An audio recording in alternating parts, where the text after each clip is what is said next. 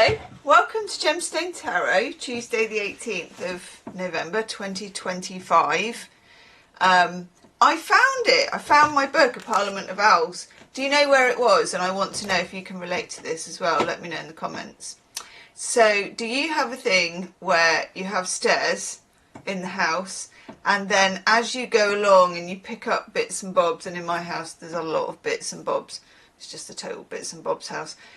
You think, that needs to go upstairs, and then you put it upstairs and it just stays on the stairs, and then you walk past it and it just becomes like furniture. So every day I've been like, where is my collective noun book? Where can it be? You know, such are the vexations of my everyday life. It's like, what's wrong? I've lost my collective noun book.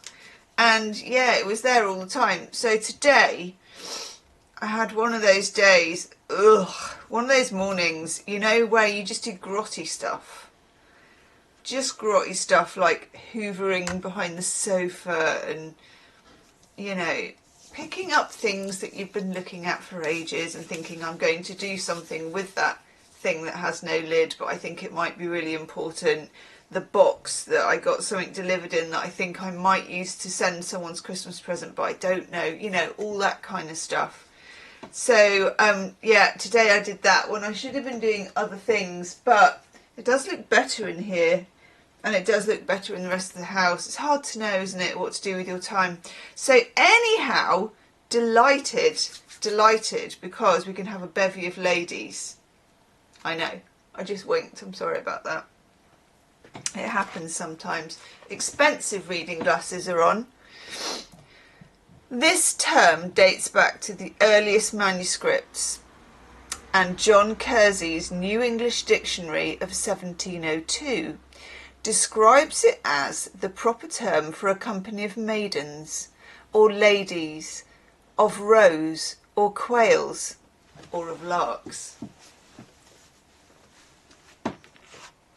This would have been reserved for women in the upper tiers of society. Note that they share the noun with delicate creatures like deer and birds, in contrast to women of ill repute, who were grouped in with cattle, a herd of harlots. However, roes and quails and larks were still quarry, owned by the lord of the manor. So in a way it seems a fitting noun from a modern perspective, since ladies were as much the property of their noble husbands as the livestock was. By law, ownership of a young noblewoman passed from her father to her husband when she married, though in certain circumstances ladies did wield more power in the Middle Ages than they were allowed in subsequent centuries, handling the finances, running the manor when their husbands were away. I wonder why. Their main role, though, was to produce an heir. So ladies spent most of their lives pregnant. Some 20% of women died in childbirth. I thought it was more than that, actually, making the average life expectancy of even the most high-born of women just 40 years. No one really knows where the word bevy came from or why it's used to describe ladies, although Hodgkin does suggest that since roes can most often be seen in groups while at the watering hole, the term may first have been applied to them. Tune in next time for a rage of maidens. Yes. Yes, yesy, yes, yes, yes. So today we are doing the roundy circular cards because it's a roundy circular card kind of a day. Now, do I know? I sometimes need the book. There, I know where the book is. See, because I've tidied. I know where it is. I know where it is. Okay. Swing. I'm still watching The Gilded Age, by the way. It's quite pappy, you know, it's not highbrow, but I am enjoying it. I like the main actress who was in The Good Wife. She's very, not The Good Wife, The Good Fight. She's really good. I wish I knew her name. And I'm also watching Heart of Dixie, which I am enjoying as well, alongside Gilmore Girls. There's so much going on in terms of, I feel like because I'm a little bit like dark nights, then I need something that's not challenging. Itchy nose that is really, really nice. Gosh, really itchy nose.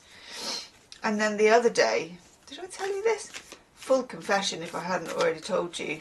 I got such a winter warmer thing going on that I made, you know, sticky toffee pudding?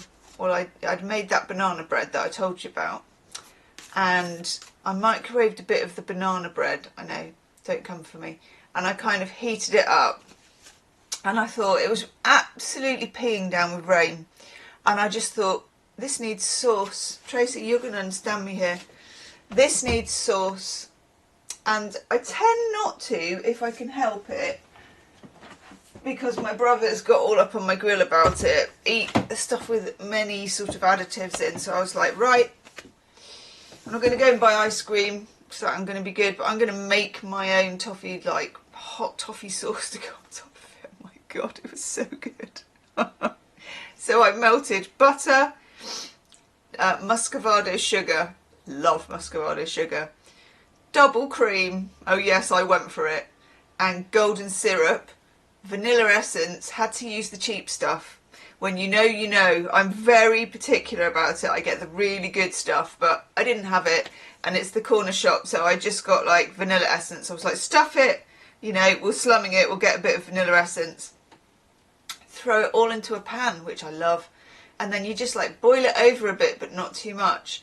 And then I put a whole, it's a bit sweet and sickly, so I put a stack of cinnamon, ground ginger, and then turmeric. Excuse me, oh my God. Oh me God, it was insane. So there you go. Little bit of what you fancy, as they say. We got this bad boy. The unseen. The unseen. The unseen eye. The unseen. It's weird because, for a start, it's pixelated in that kind of, the things, those pictures when you were supposed to see a 3D, which you never ever did see a 3D, and then everyone went, I can see it, I can see the elephant. And you're like, I can't see anything. I can't, in my case, because my eyes were so shit, I couldn't even see my own hand in front of my face. Never mind an elephant over there, do you know what I mean? Couldn't find my own arse with two hands. The unseen. This is, I'm getting this as the unseen eye, not as what is unseen. So, someone or something is looking, is what I'm getting. And we get it with another eye, which is the animal.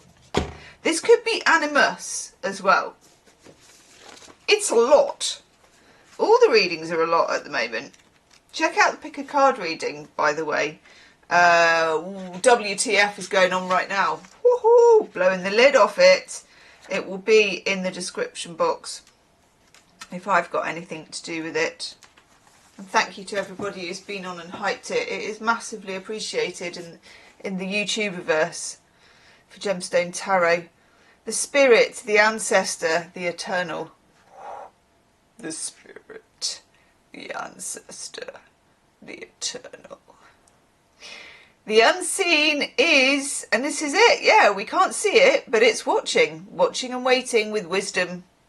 Kind and instructive, we feel the presence, we sense it. The energy of the unseen may be a compelling dream, a sudden insight, a clear voice, a vision, a message from a loved one who's passed to the other side. It's natural to fear these communications because they challenge our perception of what's real. When this card appears, your guides are near. And I have always been not brilliant with the idea of guides. And I'm not saying that they don't exist or any of that. It's not like a judgy opinion or anything. It's just like when I used to go to a spiritualist church, which I did for a short time, and people used to talk, you know, people would go up to the parapet thing at the top. I never did that. I hated that. And they would say, you know, like, my guides are showing me this, and it's so, like, the whole bevy. See what I did there? A whole bevy of, like, guides. And I never had any guides. So And I've done a little bit of shamanic journeying and stuff. Didn't really have a guide there either. So I'm not really the guide type, it seems. And you might not be either, but it doesn't have to be that specific. When this card appears, your guides are near, or whatever your hunchy things are. The eternal is present. The doorway between worlds is ajar.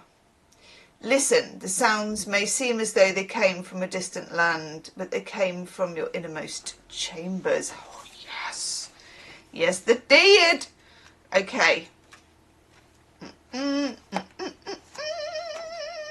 X1X. I have no idea what X1X is. I don't know if that's more or less than what we just did. That's L. L is more, so it must be less. Oh, cripes. Oh, X1V, that's, we're getting there. X1X. The animal, the beast, the wild one, the she-wolf. We are mammals, baby. The hair on our chest and between our legs reminds us so. We try hard to deny our unrefined animalistic nature. But through this archetype, we tap into power and direction.